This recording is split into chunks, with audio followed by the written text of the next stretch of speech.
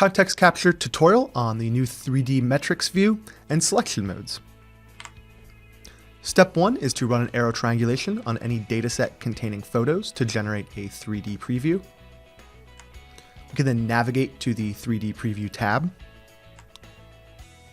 Use the new selection tools dialog located in the top of the screen to select photos or tie points. We can then select the quality metrics tab underneath the selection buttons tool, and we can choose which metrics we want to visualize. So we can start with our aerotriangulated blocks containing some photos, navigating to our 3D tab. We have our selection button here. We can select single items, or we can select by a rectangle. If we select by our rectangle, we can then see our selection settings pop up. This is hidden when it's on single select, but can also be used the same way. We can select cameras, obviously.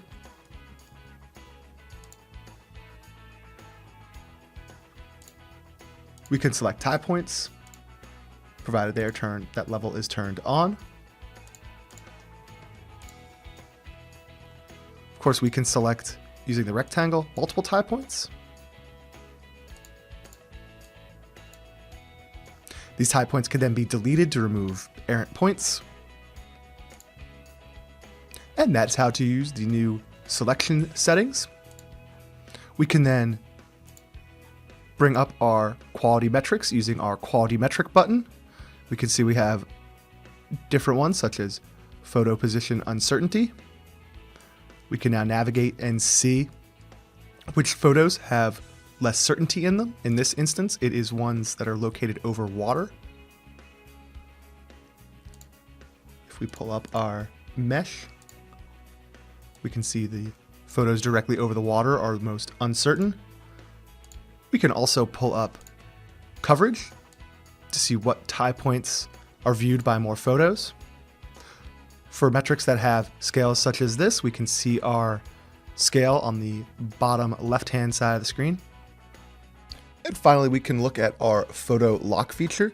This works from the photos at the bottom of the screen. We can select a photo.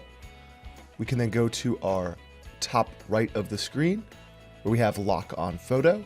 We will toggle that key, which will overlay the photo over top of our splats and automatic tie points. You can then change the opacity of the photo. This will allow you to check for the quality of the AT. And that is how to use the new 3D metrics visualization